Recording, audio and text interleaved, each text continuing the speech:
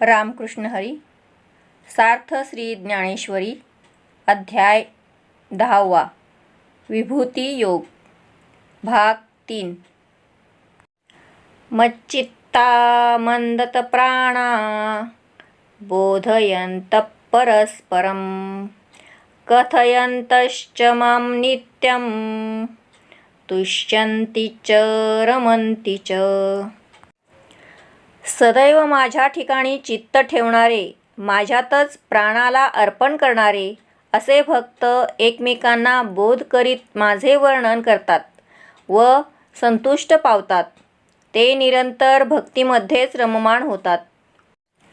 चित्ते मीची जाहाले, मियांची प्राणे धाले, मग जीवो मरो विसरले बोधाची या भुली. मग तया बोधाचे नी माझे, नाचती संवाद सुखाची भोजे. आता एकमेका घेपे दिजे बोधाची वरी. जैशी जवळिकेची सरोवरे, उचंबळलिया कालवती परस्परे. मग तरंगासी धवळा रे तरंगची होती. तैसी येर येरांची ये मिळणी, पडत आनंद कल्लोळांची वेणी. तेथ बोध बोधाची लेणी, बोधेची मिरवी. जैसे सूर्ये सूर्याते ओवाळिले, की चंद्रे चंद्रम्या क्षेम दिधले. ना तरी सरिसेनी पाडे मिनले दोन्ही ओघ. तैसे प्रयाग होत सामरस्याचे, वरी ओसण तरत सात्विकाचे. ते संवाद चतुष्पथींचे गणेश जाहले. तेव्हा तया महासुखाचे नी भरे, धावोनिया देहाची गावा बाहेरे. मिया धाले तेने उद्गारे, लागती गाजो. पै गुरु शिष्यांची या एकांती, जे अक्षरा एकाची वदती. ते मेघाची या परी त्रिजगती, गर्जती सैंघ. जैसी कमळ कळिका जालेपणे, हृदयीची या मकरंदा ते राखो नेणे. देराया रंका पारणे आमोदाचे. तैसेची माते विश्वी कथित, कथितेनी तोषो कथू विसरत. मग तया विसरा माझी विरत आंगे जीवे. ऐसे प्रेमाचे नी बहुवसपणे, नाही राती दिवो जाणणे. केले माझे सुख अव्यंगवाणे आपण पेयाजीही. जे आपले चित्त मद्रूप करतात, ज्याचे प्राण माझ्या स्वरूप अनुभवाने तृप्त झालेले असतात व अशा स्थितीमध्ये बोधाच्या भुलीमध्ये जे जन्ममरणाला विसरतात, ज्ञानाच्या प्राप्तीमुळे ते आनंदाने नाचतात आणि सुखसंवादाच्या आवडीने एकमेकांना ज्ञान देतात व घेतात.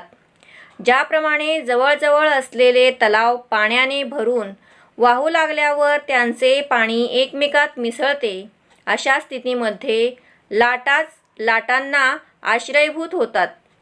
त्याप्रमाणे भक्त एके ठिकाणी आल्यावर त्यांच्या आनंदरूपी लाटा एकमेकांत मिसळतात. त्यावेळी ज्ञानच ज्ञानाच्या द्वारा ज्ञानाचे अलंकार मिरवीत असतात. ज्याप्रमाणे सूर्याला सूर्यानेच ओवाळावे, चंद्राने चंद्रालाच आलिंगन द्यावे, अथवा समान योग्यतेचे दोन प्रवाह एकमेकात येऊन मिळावेत, त्याप्रमाणे भक्तांच्या एकमेकांच्या भेटीमध्ये ब्रह्मोक्यरसाचे प्रयाग झालेले असते. ऐक्यरसाच्या महापुरावर अष्टसात्विक भावाची पुराण तरंगत असते आणि ते भक्त सुखसंवादरूपी गणेश झालेले असतात. तेव्हा त्या महासुखाच्या आवेशाने ते देहरूपी गावाबाहेर धावत येऊन, म्हणजे देहाचे तादाम्य टाकून देऊन माझ्या योगाने तृप्त झालेले असतात. त्यामुळे मी धन्य धन्य झालो अशी गर्जना ते करू लागतात. गुरु व शिष्य उपदेश करण्याकरता एकांत स्थळी जातात आणि एक अक्षराचा म्हणजे ओम ब्रह्मतत्वाचा उपदेश करतात. ती अक्षरे भक्तजन त्रैलोक्यामध्ये मेघाप्रमाणे उघडपणाने गर्जना करून सर्वांना सांगत असतात. ज्याप्रमाणे कमळाची कळी पूर्णपणाने उघडल्यानंतर आपल्यातील सुगंध राखून ठेवण्याचे जाणत नाही, ज्याप्रमाणे राजाला अथवा गरिबाला सुगंधाची ते समान मेजवानी देत असते. त्याप्रमाणे भक्त विश्वामध्ये संचार करून माझ्या गुणांचे वर्णन करतात. वर्णन करताना त्यांना परम आनंद प्राप्त होतो आणि त्या आनंदाच्या भरात ते माझे गुणगान करण्याचे विसरून जातात. आपला जीवभाव व देहभावही विसरतात. याप्रमाणे माझ्या भक्तांनी माझे पूर्ण सुख प्राप्त करून घेतलेले असते. त्या अलौकिक प्रेमामुळे त्यांना दिवस अथवा रात्रीचे भान राहिलेले नसते. तेषां सततयुक्तानां भजतां प्रीतिपूर्वकं ददामि बुद्धियोगं तं येन मामुपयान्ति ते. त्या निरंतर माझ्या ध्यानात मग्न असलेल्या आणि निस्वार्थ प्रेमाने मला भजणाऱ्या भक्तांना मी असा तत्वज्ञान रूपी योग देतो की ज्या योगे ते मलाच प्राप्त होतात. तया मग जे आम्ही काही द्यावे अर्जुना पाही, ते ठाईचीच तीही घेतली सेल. का जे ते जिया वाटा निघाले गा सुभटा, ते सोय पाहोनी अभांटा स्वर्गापवर्ग. म्हणून तीही जे प्रेम धरिले, तेची आमुचे देणे उपाईले. परी आम्ही देयावे तेही केले, तीही म्हणिये आता यावरी येतुले घडे. जे तेची सुख आगळे वाढे, आणि काळाची दृष्टी न पडे हे आम्हा करणे. लळे याची या बाळका किरटी, गवसणी करुनी स्नेहाची दिठी. जैसी खेळता पाठोपाठी माऊली धावे, ते जो जो खेळ दावी तो तो पुढे सोनयाचा करुनी ठेवी. तैसी उपास्तीची पदवी पोषित मी जाये, जिये पदवीचेनी पोषके ते माते पावती यथा सुखे. हे पाळती मज विशेखे आवडे करू, पैगा भक्तासी माझे कोड मज तयाचे अनन्य गतीची चाड. काजे प्रेमळाचे सांकड आमुची या घरी, पाहे पा स्वर्ग मोक्ष उपाईले. दोन्ही मार्ग तयांची वाहणी केले, आम्ही अंगही शेखी वेचिले लक्ष्मी येसी. परी आपण पेविण जे एक, ते तैसेची सुख साजुक. सप्रेमा लागी देख ठेविले जतन. हा ठायवरी किरीटी आम्ही प्रेमळू घेऊ आपण यासाठी. या बोली बोलावी या गोष्टी तैसिया नव्हती गा. अर्जुना, त्या भक्तांना आम्ही काही द्यावयाचे नसते, तर त्यातील उत्तम भाग आम्ही देण्याच्या अगोदर त्यांनीच प्राप्त करून घेतलेला असतो. कारण अर्जुना, ते ज्या मार्गाने माझ्याकडे येण्यासाठी वाटचाल करत असतात, त्या मार्गासमोर स्वर्ग व मोक्ष या देखील त्यांना आडवाटा वाटत असतात. त्यांनी अंतःकरणात जे प्रेम धारण केलेले असते, ते स्वतःच्या प्रयत्नांमुळेच. आमचे काम त्यांनीच केलेले असते, परंतु आम्हीच ते त्यांना दिले असे ते जगात प्रसिद्ध करत असतात. आता यानंतर इतके घडेल की भक्तीच्या आधारे त्यांनी प्राप्त केलेले जे सुख आहे ते जास्तीत जास्त कसे वाढेल आणि काळाची दृष्टी त्यावर पडणार नाही हे आम्हाला पाहावे लागते. अर्जुना, ज्याप्रमाणे माता आपल्या दृष्टीचे पांघरूण करून बालक खेळता खेळता कुठे पडू नये म्हणून त्याच्या मागे मागे धावत असते, ते बाळ जो जो खेळ दाखवितो तो खेळ आई त्याच्या पुढे ठेवते. आईला त्याच्या खेळाचे सोन्या इतके महत्त्व वाटत असते. त्याप्रमाणे माझ्या भक्तांच्या उपासनेचा अधिकार मी वाढवित असतो. उपासनेची जी स्थिती वाढविल्याने माझे भक्त मला सहजपणे येऊन मिळतात, अशा तऱ्हेचे पालन करणे मला विशेष आवडते. अरे, भक्ताला माझी अंतःकरणापासून आवड असते आणि त्याच्या या एकनिष्ठ भावाची मला इच्छा असते. कारण की प्रेमळ भक्तांची आमच्या घरी उणीव असते. सकाम भक्ती करणाऱ्यांसाठी स्वर्ग व मोक्ष असे 2 मार्ग खुले केले आणि लक्ष्मीसह मी आपले शरीर शेषाच्या स्वाधीन केले. परंतु याशिवाय जे परिशुद्ध भक्तिप्रेम सुख आहे ते मात्र केवळ प्रेमळ भक्तांकरिताच मी जतन करून ठेवले आहे. अर्जुना, इतके आम्ही प्रेमळ भक्तांना आपल्या जवळ घेत असतो. या गोष्टी शब्दांनी बोलून दाखवता येत नाहीत. भक्त बनूनच त्या अनुभवता येतात.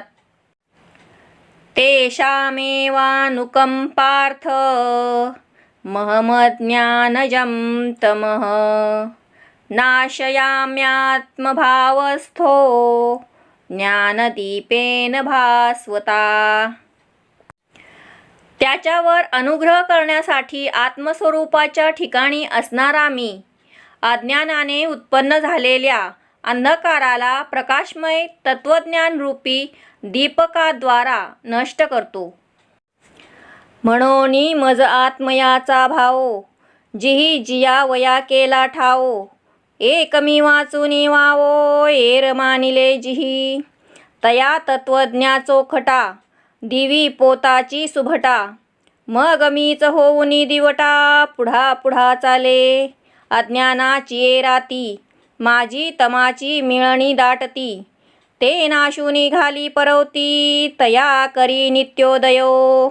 ऐसे प्रेमळाचेनी प्रियोत्तमे बोलिले जेथ पुरुषोत्तमे तेथ अर्जुन मनोधर्मे निवालो म्हणतसे. हा हो जी अवधारा भला केरू फेडिला संसारा जाहलो जननी जठर जोहरा वेगळा प्रभू. मी जन्मले पण आपुले हे आजी मी या डोळा देखिले जीवित हाता चढले आवडे तैसे. आजी आयुष्या उजवण जाहली माझी या दैवादशा उदयली जे वाक्य कृपा लाधली दैविकेनी मुखे. आता येणे वचन तेजाकारे फिटले आतील बाहेरील अंधारे म्हणून देखतसे साचोकारे स्वरूप तुझे. म्हणून मी जो आत्मा त्याविषयी असलेली ज्ञानभक्तीच ज्यांनी जगण्यासाठी आधार केली आहे आणि ज्यांनी माझ्याशिवाय इतर सर्वही मिथ्या मानले आहे. अर्जुना, त्या शुद्ध अंतःकरणाच्या भक्तासाठी मी तत्वज्ञान रूपी कापराची मशाल तयार करतो आणि मीच मशालजी होऊन त्याच्या पुढे पुढे चालतो. अज्ञानरूपी रात्रीमध्ये दाट असा काळोख जमलेला असतो. त्या रात्रीचा नाश करून तिला पलीकडे सारतो आणि ज्ञानरूपी सूर्याचा नित्य उदय करतो. असे प्रेमळ भक्तांना अत्यंत प्रिय असणारा सर्व पुरुषांत उत्तम असणारा श्रीकृष्ण जेव्हा बोलला त्यावेळी माझ्या मनाच्या सर्व वृत्ती शांत झाल्या. असे अर्जुन म्हणाला. अहो महाजन, ऐका. माझ्या मनात निर्माण झालेला संसाररूपी अज्ञानाचा केर तुम्ही उत्तम प्रकारे दूर केला आणि हे प्रभू, त्यामुळे आईच्या पोटातील अग्निकुंडापासून म्हणजे जन्ममरणाच्या चक्रातून मी मुक्त झालो. अहो, आत्मज्ञानामुळे मी आज नवा जन्म डोळ्याने प्रत्यक्ष पाहिला आणि माझे जीवित आज माझ्या हाती आले असे मला वाटू लागले. हे प्रभो, आपल्या मुखातून प्रगटलेली ही ज्ञानभक्ती ऐकून माझे आयुष्य सार्थक झाले. आपली कृपा प्राप्त झाली आणि माझ्या दैवाचे भाग्य उदयाला आले. आता या तुझ्या तेजोमय वचनाने माझा अंतर्बाह्य अज्ञानरूपी अंधकार नाहीसा झाला.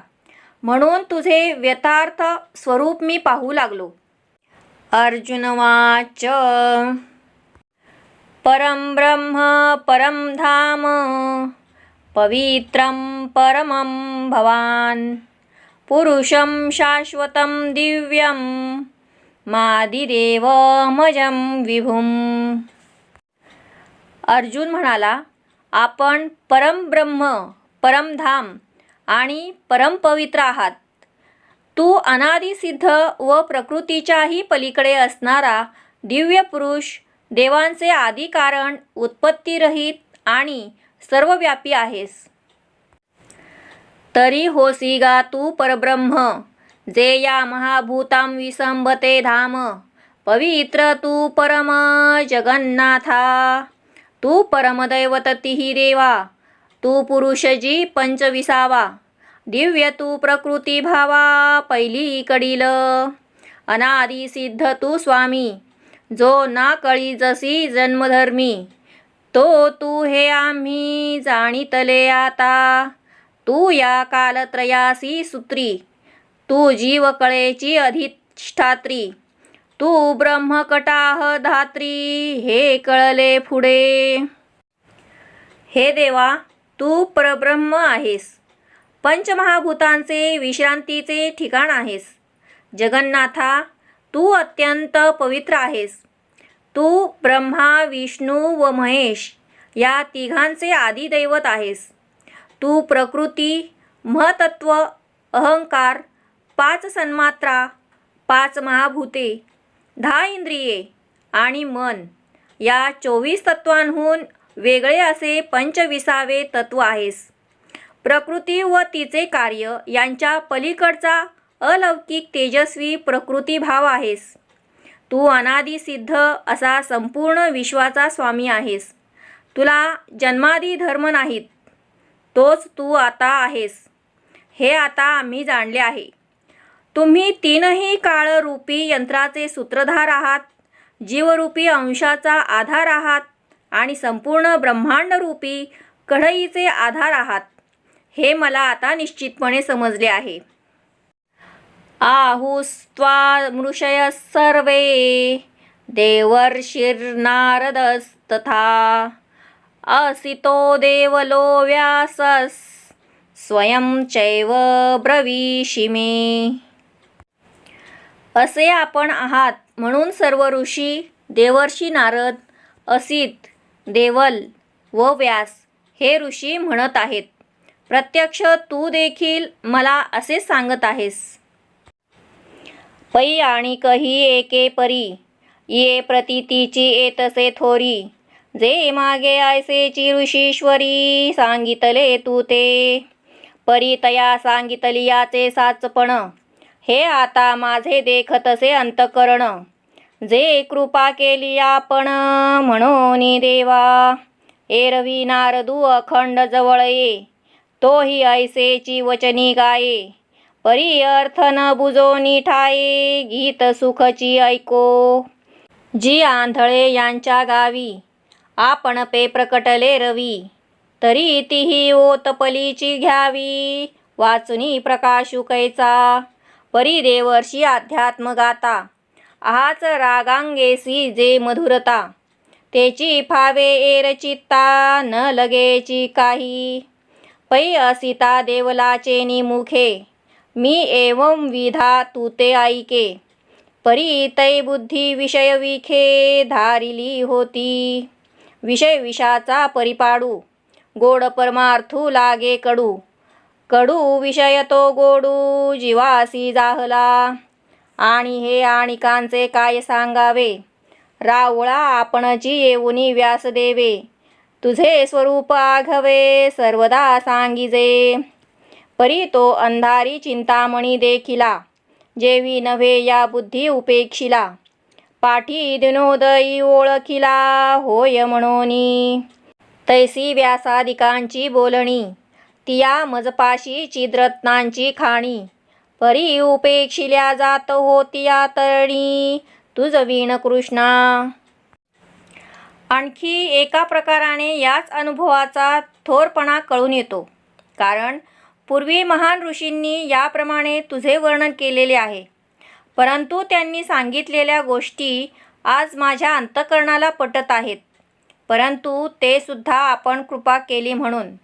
एरवी देवर्षी नारद नेहमी आमच्याकडे येत असत आणि ते देखील अशाच अर्थाची गाणी गात असत, परंतु त्यातील मतितार्थ आम्हाला समजत नव्हता. आम्ही फक्त गाण्यातील सुखच अनुभवत होतो. आंधळ्यांच्या गावात सूर्य जरी प्रकट झाला तरी त्यांना त्याच्या उन्हाचाच अनुभव घेता येतो. त्यांना त्याशिवाय सूर्याच्या प्रकाशाचा अनुभव कसा बरे घेता येईल. त्याप्रमाणे देवर्षी नारद अध्यात्माच्या गीतांचे गायन करत होते. त्यातील रागांची मधुर आलापी कळत होती, परंतु गाण्यातील मूळ तत्व चित्ताला स्पर्श करीत नव्हते. त्याचप्रमाणे असित व देवल या ऋषींच्या मुखातून मी तुझ्या स्वरूपाचे वर्णन ऐकले होते, परंतु त्यावेळी माझी बुद्धी विषयरूपी विषाने व्यापलेली होती. विषयरूपी विषाची थोरवी अशी आहे की परमार्थ हा अमृतासमान गोड असून देखील कडू भासतो आणि विषय कडू असून देखील ते जीवाला गोड भासतात. आणखी इतर ऋषींचे काय सांगावे. श्रेष्ठ महर्षी व्यास देखील आपणहून राजवाड्यामध्ये येत होते आणि तुझ्या विशाल स्वरूपाचे वर्णन सांगत होते.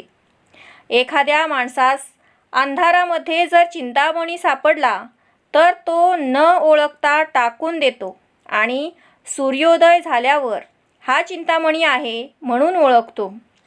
त्याप्रमाणे श्रीकृष्णा महर्षी व्यासांची वचने म्हणजे चैतन्यरूपी रत्नांच्या जणू खाणी होत्या. त्या सर्व मजजवळ होत्या, परंतु तू जो सूर्यराज त्याचा उदय झाला नव्हता, म्हणून त्यांचा अनादर केला जात होता.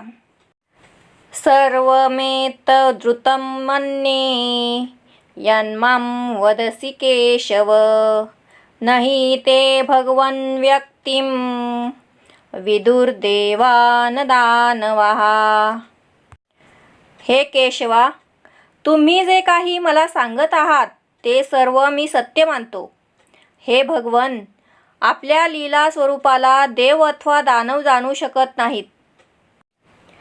ते आता वाक्य सूर्य कर तुझे फांकले आणि ऋषी मार्ग होते जे कथिले. तया आघवयाचेची फिटले अनोळखपण, जी ज्ञानाचे बीज तयांचे बोल. माझी हृदय भूमिके पडिले सखोल, वरी ये कृपेची जाहली बोल. म्हणून संवाद फळेशी उठिले, अहो नारदादिका संता, त्यांची या उक्ती रूप सरिता. मी मोहदधी जाहलो अनंता, संवद सुखाचा. प्रभू आघवेनी येणे जन्मे, जिये पुण्य केली मिया उत्तमे. तयांची न ठकतीची अंगी कामे, सद्गुरु तुवा. एरवी वडील वडिलांचे निमुखे, मी सदा तू ते कानी ऐके. परी कृपान कीजेची तुवा एके, तव नेणवेची काही. म्हणून भाग्य जैसानुकूळ, जालिया केले उद्दम सदा सफळ. तैसे श्रुताधीत सकळ, गुरु कृपा साच. जीवन करू झाडे सिंपी जीवेसाठी, पाडूनी जन्मे काढी आटी. परी फळे सीतैची भेटी, जै वसंतू पावे. अहो विषमा जै वोहट पडे, तै मधुर आवडे. पै रसायन तै गोडे, जै आरोग्य तेही. काय इंद्रिये वाचा प्राण, या जालियांचे तैची सार्थकपण. जै चैतन्य येऊनी आपण, संचरे माझी. तैसे शब्द जात आलोडिले, अथवा योगादिक जे अभ्यासिले. ते तैची म्हणो ये आपुले, जै सानुकूल श्री गुरु. ऐसिये जालिये प्रतीतीचे निमाजे, अर्जुन निश्चयाची नाच तुसे भोजे. देवीची म्हणे देवा तुझे, वाक्य मज मानले. तरी साचची हे कैवल्यपती, मज त्रिशुद्धी आली प्रतीती. जे तू देवदानवांची मती, जोगानवसी. तुझे वाक्य व्यक्ती न येता देवा, जो आपुलिया जाणे जाणीवा. तो कहीची नोहे हे मद्भावा, भरवसेनी आले. आता माझ्या वचनरूपी ज्ञानाची सूर्यकिरणे माझ्या हृदयात सर्वत्र पसरली आणि ऋषीमुनींनी जे मार्ग सांगितले होते त्या सर्वांचा अपरिचितपणा नाहीसा झाला. त्या ऋषींची वचने म्हणजे ज्ञानाचे बीज होते, ते माझ्या हृदयरूपी भूमीवर खोलवर पडले. त्यानंतर तुझ्या कृपेची ओल त्या बीजाला लाभली, म्हणून आज त्या बीजाचा मोठा वृक्ष होऊन त्यास संवादरूपी फळे आली. अहो अनंता, नारदादिक जे महर्षी आहेत त्यांच्या उक्तीरूपी नद्यांना मिळण्यासाठी मी संवाद सुखाचा मोठा सागर झालो आहे. हे प्रभो, या जन्मामध्ये आणि मागील जन्मामध्ये मी काही उत्तम पुण्य केली आणि त्या पुण्याकडे माझी जी कामे होती त्यांपैकी अंतिम काम म्हणजे तुला सद्गुरू मिळवून देणे हे होते. तुझी प्राप्ती झाल्यामुळे माझे सर्व काम पूर्ण झाले. एरवी वाडवडिलांच्याकडून तुझ्या लीला विलासाचे गुणगान मी श्रवण करीत होतो. परंतु तुझी एकाची जोपर्यंत कृपा झाली नव्हती तोपर्यंत मला त्याची काहीच जाणीव झाली नव्हती. म्हणून ज्यावेळी दैव अनुकूल असते त्यावेळी हाती घेतलेले काम सफळ होत असते. त्याप्रमाणे गुरुकृपा झाली म्हणजे श्रवण केलेले आणि अध्ययन केलेले सर्व काही खरे आहे हे प्रत्यक्ष अनुभवास येते. माळी हा अपार कष्ट करून झाडाला पाणी घालतो आणि फळाची वाट पाहत असतो. परंतु ज्यावेळी वसंत ऋतूचे आगमन होते त्याचवेळी फळाची प्राप्ती होते. अहो, ज्यावेळी विषमज्वराला उतार पडतो त्यावेळी गोड असलेले पदार्थ गोड लागू लागतात. त्यावेळी शक्ती वाढविण्यासाठी घेतलेली औषधे परिणामी गुणकारक होतात. अथवा इंद्रिये, वाचा व प्राण यांमध्ये जेव्हा चैतन्याचा संचार होतो तेव्हा त्यांचे सार्थक होते. त्याप्रमाणे वेद, शास्त्र, पुराणांचा अभ्यास अथवा योगाची साधना करूनही ती उपयोगी पडत नाहीत. पण जेव्हा सद्गुरूंची कृपा प्राप्त होते तेव्हाच ती साधने उपयोगी पडतात. याप्रमाणे अर्जुन हा प्राप्त झालेल्या ज्ञानाच्या आत्मविश्वासाने व दृढ निश्चयाच्या संतोषाने नाचू लागला. तसेच तो देवाला म्हणाला, तुझी वचने मला प्रत्ययास येऊ लागली. तरी हे कैवल्यदाता श्रीकृष्णा, मला खरोखर असे समजून आले आहे की तू देवदानवांच्या बुद्धीला आकळण्याजोगा नाहीस. हे देवा, तुझ्या वचनांचा अनुभव न येता जो कोणी स्वतःच्या बुद्धीने तुला जाणले असे म्हणतो त्याला तुझे खरे ज्ञान प्राप्त होत नाही हे मला खात्रीपूर्वक पटले आहे.